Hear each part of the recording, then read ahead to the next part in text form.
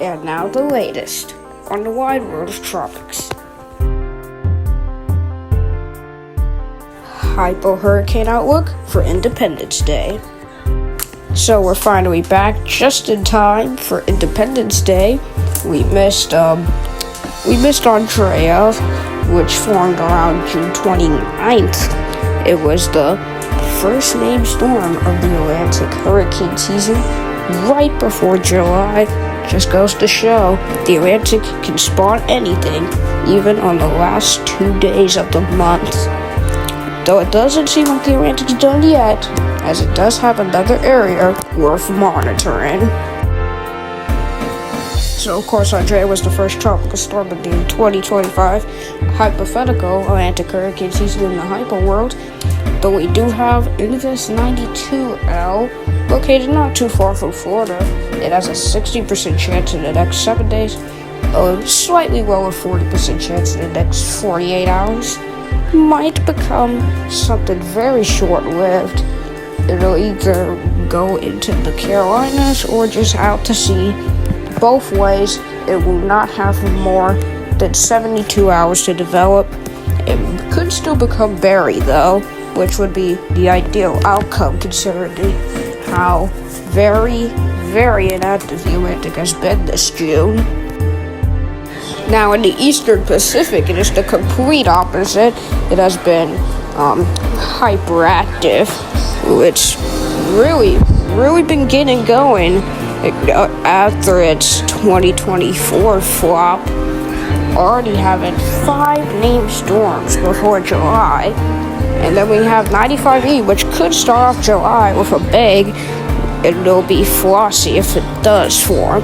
And then, of course, we have another area which is expected to take the same path as 95E, though slightly south, with a 30% chance in the next 7 days for that second one. 95E has a 90% in the next 7 days, 70% in the next 48 hours.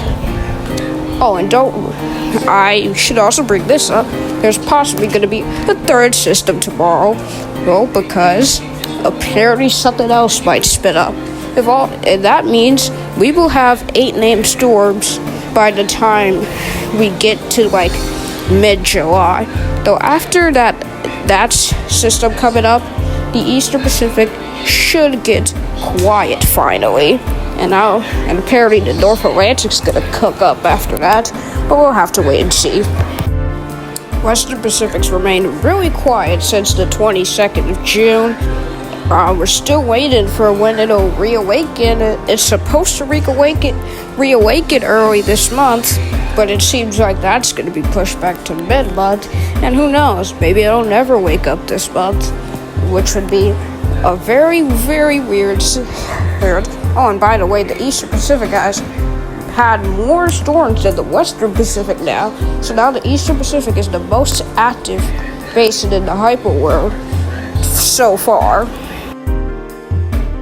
The North Indian Ocean is not going to be more active than all the other basins. It's only had 2 storms so far. Of course, 2B formed very late in June.